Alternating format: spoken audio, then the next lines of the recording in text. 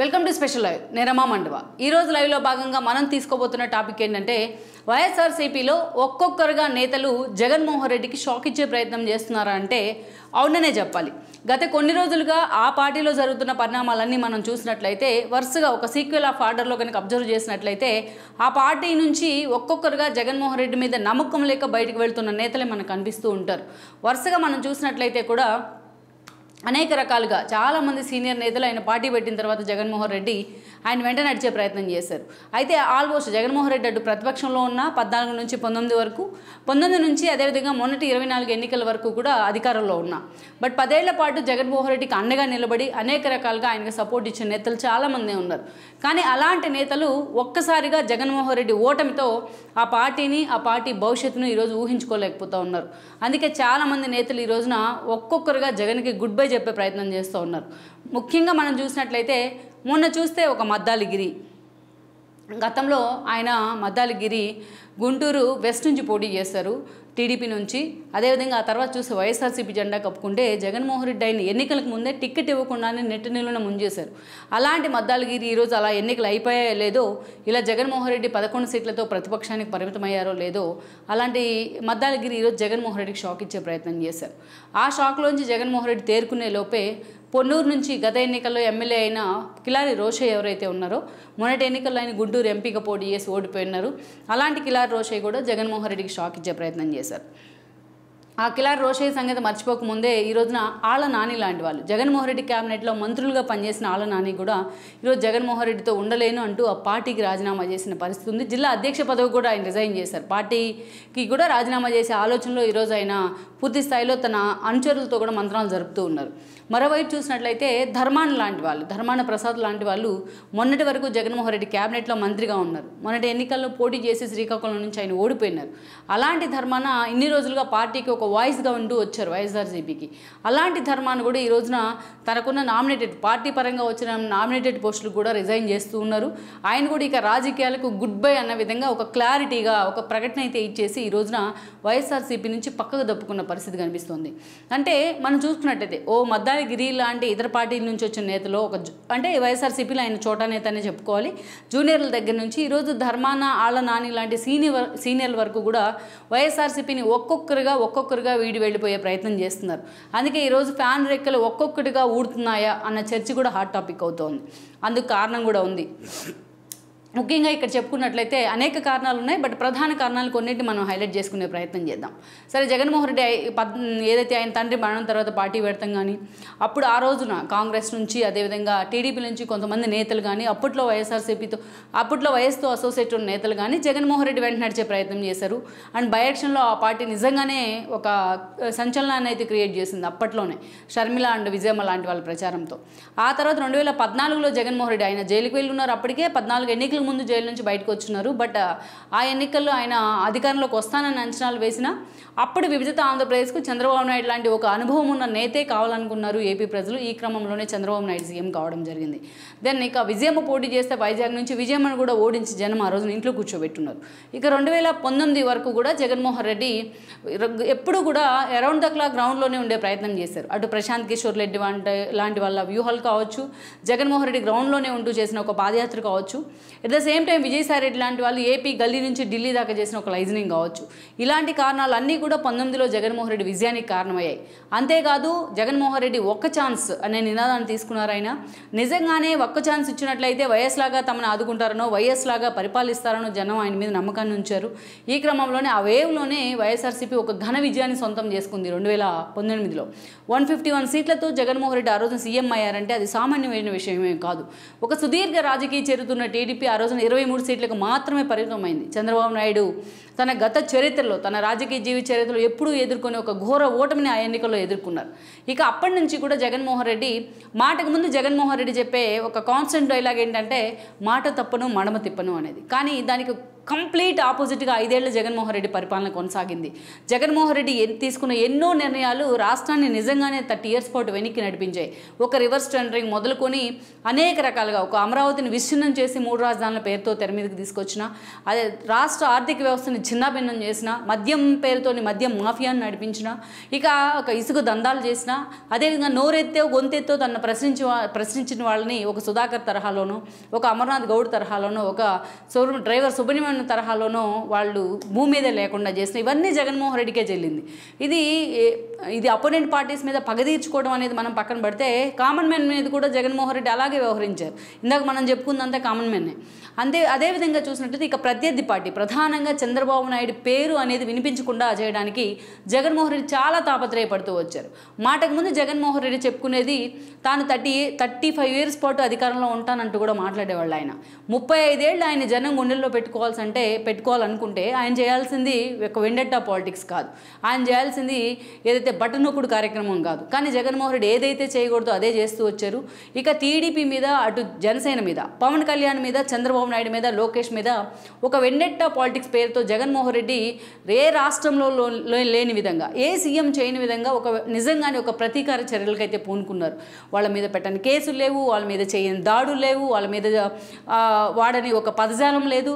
అటు అసెంబ్లీలో కానీ బయట కానీ వాళ్ళ వ్యక్తిగత వ్యవహారాలతో పాటు వాళ్ళ సినిమా వ్యవహారాలు, అటు పవన్ కళ్యాణ్ పిల్లల వ్యవహారంతో పాటు ప్రతి విషయాన్ని కూడా పించి చేసే ప్రయత్నం చేసేవాళ్ళు. ముఖ్యమంత్రి స్థాయిలో ఉన్న వ్యక్తి కూడా తన స్థాయిని దిగజార్చుకొని మరి పవన్ కళ్యాణ్ని, లోకేష్ని, చంద్రబాబు నాయుడిని టార్గెట్ చేసిన సందర్భాలు ఉన్నాయి. ఇక ఏకంగా అంత సుదీర్ఘ రాజకీయ జీవితం చేస్తున్న చంద్రబాబు నాయుడు తీసుకెళ్లి జైల్లో పాడేశారు. 52 రోజుల పాటు లేని కేసును క్రియేట్ చేసి స్కిల్ డెవలప్మెంట్ కేర్తోని 52 రోజుల పాటు ఎంతమంది చెప్పినా వినకుండా జగన్మోహన్ రెడ్డి ఆ సాహసానికి పూనుకున్నారు. ఆ రోజున అది నిజంగా సాహసం, దుస్సాహసమే అవుతుంది అది. So it's leads to somewhere. ఈ జగన్మోహన్ రెడ్డి చేసిన శాపాలన్నీ కూడా, అది పాపాలన్నీ కూడా శాపాల రూపంలో జగన్మోహన్ రెడ్డి తగిలాయని అనుకోవాలి. సో 35 ఏళ్ల పాటు తానే ఉంటాను అని కూడా ఒక రాజులాగా మూర్ఖుడుగా ఆయన బిహేవ్ చేసిన విధానం మాత్రం మొన్నటి ఎన్నికల్లో ఆయన ఇంట్లో కూర్చోబెట్టింది.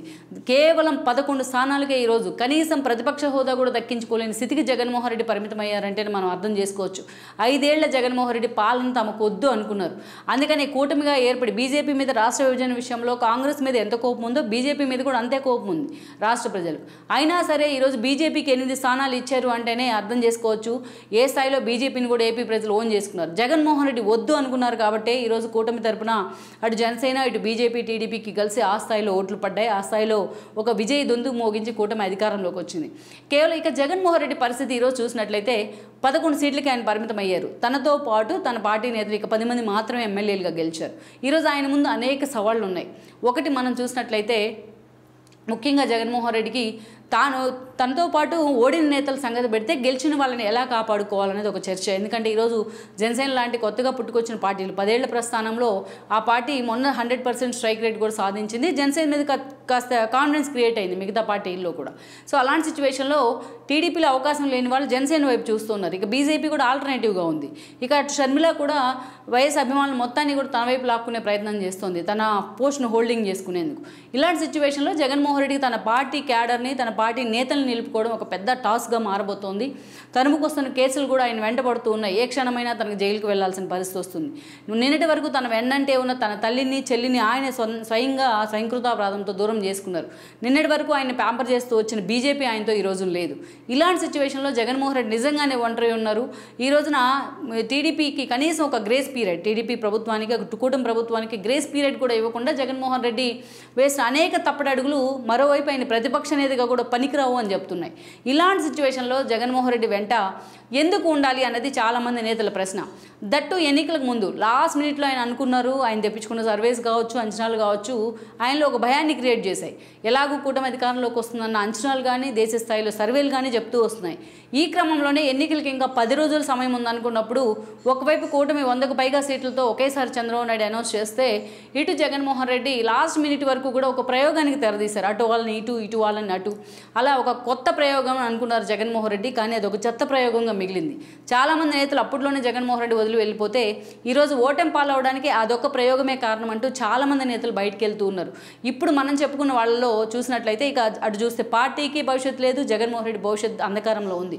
అలాంటి సిచ్యువేషన్ ఇక జగన్మోహన్ రెడ్డి మారుతారు అనుకుంటే ప్రతిపక్షానికి పరిమితమైన ఈ సిచ్యువేషన్లో కూడా ఆయన మారే పరిస్థితి కనిపించట్లేదు.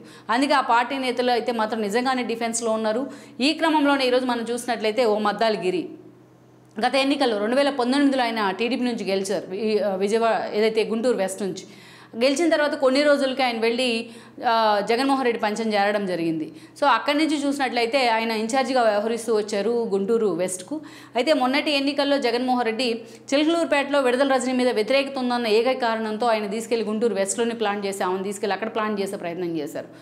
అటు చూస్తే విడుదల రజనీకి అలాగని సపోర్టు చేయలేరు మద్దాలగిరి, అలాగని ఆయనకు టికెట్ లేదు. సో అన్ని రకాలుగా సఫికేషన్ ఫీల్ అవుతూ వచ్చారు. గత్యంతరం లేని పరిస్థితుల్లో సైలెంట్గా ఉండిపోయారు. ఈరోజు విడుదల రజనీ అయినా గెలిచిందా అంటే అది లేదు, అక్కడ గల్లా మాధవి గెలవడం జరిగింది ఎమ్మెల్యేగా. సో ఇలాంటి పరిస్థితుల్లో మద్దాలగిరి పార్టీ నుంచి ఎగ్జిట్ అయిన రిజైన్ చేసి జగన్మోహన్ రెడ్డి మొహాన్ని కొట్టేశారు ఆయన. ఇక ఆ తర్వాత చూస్తే అదే గుంటూరు జిల్లాకు చెందిన కిలార్ రోసయ్య కూడా ఆయన ఉమారెడ్డికి స్వయాన అల్లుడే. పార్టీ పెట్టిన దగ్గర నుంచి జగన్మోహన్ రెడ్డి వెంట నడుస్తూనే వచ్చారు. టీడీపీలో ఆయనకు లభించని పదవులు లేవు. ఎమ్మెల్యే దగ్గర నుంచి మంత్రిగా పనిచేశారు ఆయన సుదీర్ఘకాలం. రాజ్యసభ కేంద్ర మంత్రి పదవులు కూడా అనుభవించారు ఆయన ఆ కాపు సామాజిక వర్గ కోటాలు. సో అలాంటి ఉమారెడ్డి వెంకటేశ్వర్లు హఠాత్తుగా టీడీపీని విడిచిపెట్టి దానికి ఎమ్మెల్సీ ఇవ్వలేదన్న ఏకైక కారణంతో ఆ రోజున వైఎస్ఆర్సీపీలో చేరడం జరిగింది. సో అప్పటి నుంచి జగన్మోహన్ రెడ్డి తరఫున అదే స్థాయిలో సీనియర్ నేతగా ఉంటూ వచ్చారు పార్టీ కోసం. ఇక గత ఎన్నికల్లో తన అల్లుడు కిలార్ రోసయ్యకు ఎమ్మెల్యే టికెట్ ఇప్పించుకొని 2019లో గెలిపించుకున్నారు ఆయన. పొన్నూరు నుంచి గెలవడం కూడా జరిగింది ఆయన ఎమ్మెల్యేగా. ఇక మొన్నటి ఎన్నికల్లో లాస్ట్ మినిట్లో కిలార్ రోసయ్యని తీసుకెళ్లి గుంటూరు ఎంపీగా నిలబెట్టే ప్రయత్నం చేశారు పెమ్మసాని చంద్రశేఖర్ మీద. బట్ ఆ పెమ్మసాని చంద్రశేఖర్ హవా ముందు కిలార్ రోసయ్య ఓడిపోవడం జరిగింది. సో అయితే ఈ రోజున అటు ఎమ్మెల్సీలో కానీ లేదా అప్పిరెడ్డి లాంటి వాళ్ళకి ప్రయారిటీ ఇవ్వడం, సో ఇలాంటి కారణాలతో కనీసం ఉమారెడ్డిని పరిగణలోకి తీసుకోకుండా జగన్మోహన్ రెడ్డి ఇలాంటి నిర్ణయాలు తీసుకుంటున్నారంటూ కిలార్ రోసయ్య రిజైన్ చేసి ఆ పార్టీకి జగన్మోహన్ రెడ్డి మొహాన్ని పెట్టేసి ఈరోజు బయటికి వెళ్ళిపోవడం జరిగింది. సేమ్ ఆళ్ళ నాని తీసుకుంటే వైఎస్కి ఎంత క్లోజ్ అయినా తర్వాత రోజుల్లో జగన్మోహన్ రెడ్డి కూడా అంతే క్లోజ్ అవుతూ వచ్చారు. ఏలూరు నుంచి సుదీర్ఘకాలం ఎమ్మెల్యేగా పనిచేశారు. జగన్మోహన్ రెడ్డి క్యాబినెట్లో కీలకమైన ఆరోగ్య శాఖ మంత్రిగా కూడా పనిచేశారు. ఎలాంటి చిన్న మార్క్ లేకుండా మచ్చ లేకుండా కూడా ఆయన మంత్రిగా పనిచేస్తే క్యాబినెట్ ఎక్స్పాన్షన్ పేరుతోనే ఆయన తీసి పక్కన పెట్టారు జగన్మోహన్ రెడ్డి. చివరి దాకా ఏలూరు టికెట్ నానికి ఇస్తారా లేదా అంటూ కూడా దోబూచులాట జరిగింది. అలాంటి సిచ్యువేషన్లో ఆళ్ళ నాని ఓడిపోయినారు. ఈరోజు ఆ పార్టీ భవిష్యత్తుతో పాటు తన భవిష్యత్తు ఏంటి అని ఆలోచించుకోలేని పరిస్థితుల్లో ఆయన తన పదవులు జిల్లా అధ్యక్ష పదవులు కూడా రాజీనామా చేస్తున్నారు. అవసరమైతే రాజకీయాల నుంచి తప్పుకుంటా అన్న ఒక ఇండికేషన్ కూడా ఈరోజు నాని ఇస్తూ ఉన్నారు. ఇక వేరే ధర్మానికి వచ్చినట్లయితే ధర్మాన ప్రసాద్ కూడా అటు కాంగ్రెస్లో సుదీర్ఘకాలం మంత్రిగా పనిచేశారు. దాన్ని జగన్మోహన్ రెడ్డి వెంట నడిచిన తర్వాత గత ఎన్నికల్లో ఓడిపోవడం జరిగింది. 19 ఎన్నికల్లో గెలిచారు కూడా. తన బ్రదర్ ఎవరైతే ఉన్నారో కృష్ణదాస్ ఆయన కొంతకాలం మంత్రిగా పనిచేశారు. ఆ తర్వాత ఎక్స్పాన్షన్లో భాగంగా ఆయన్ని పక్కన పెట్టి జగన్మోహన్ రెడ్డి ధర్మాన ప్రసాద్కి ఇవ్వడం జరిగింది మంత్రి పదవి. అయితే మొన్నటి ఎన్నికల సమయంలో తన కొడుకు టికెట్ ఇవ్వాలి రామ్మనోహర్ నాయుడుకి అని చెప్పి కూడా ధర్మాన్ని డిమాండ్ చేసినా బట్ జగన్మోహన్ రెడ్డి మాత్రం ధర్మాన్ని వైపే మొగ్గు చూపారు. ఈ క్రమంలో ధర్మాన్ని ఈరోజు శ్రీకాకుళం నుంచి ఓడిపోవడం జరిగింది. జగన్మోహన్ రెడ్డి మాత్రం డే 1 నుంచి ఆయన కౌంటర్స్ వేస్తూనే వస్తున్నారు. జగన్మోహన్ రెడ్డి ఏ తప్పు చేసినా బయట పెడుతూనే వస్తున్నారు. ఇక ఈ రోజున ఆయన కూడా పార్టీ ఓటమి చెందిన పరిస్థితుల్లో తాను ఇక రాజకీయాల్లో ఉండబోను అని చెప్పి కూడా పార్టీకి కూడా రిజైన్ చేస్తూ ఒక సంచలన నిర్ణయం అయితే తీసుకున్నారు. సో జగన్మోహన్ రెడ్డి కనీసం ఇలాంటి వాళ్ళందరినీ ఇంతమంది నేతలు తన వెంట నడిచి ఈ రోజున రాజీనామా బాటలో పార్టీని వదిలిపెట్ట వెళ్తుంటే వాళ్ళందరినీ పిలిచి కూర్చోబెట్టుకొని వాళ్ళని కన్విన్స్ చేసి పార్టీ కోసం నిలబడండి కష్టకాలం అని చెప్పే ప్రయత్నం కూడా జగన్మోహన్ రెడ్డి చేయట్లేదు. ఎందుకంటే ఆ స్కోప్ కూడా ఆయనకు లేదు ఈ రోజున. అలాంటి పరిస్థితుల్లోకి వాళ్ళని ఎన్నికల ముందు తీసుకొచ్చారు షఫ్లింగ్ పేరుతోని. సో అలాంటి సిచ్యువేషన్లో ఒక్కొక్కటిగా ఈరోజు ఫ్యాన్ రెక్కలన్నీ కూడా ఊడిపోతున్నాయని చర్చ జరుగుతోంది. చివరికి అసలు జగన్మోహన్ రెడ్డి నిన్న మొన్న గెలిపించుకున్న బొత్స లాంటి వాళ్ళైనా సరే తన వెంట ఉంటారనేది ఒక $1 మిలియన్ ప్రశ్న అనే చర్చ కూడా జరుగుతోంది. ఓవరాల్గా ఈ సిచ్యువేషన్ జగన్మోహన్ రెడ్డి ఎన్ని రోజులు హ్యాండిల్ చేయగలరు, వైఎస్ఆర్సీపీ భవిష్యత్తుని ఏ మూలకి తీసుకెళ్ళగలరు అనేది మనం చూడాల్సి ఉంది. ఈ వీడియో మీకు నచ్చినట్లయితే please share, like and subscribe R24 Telugu.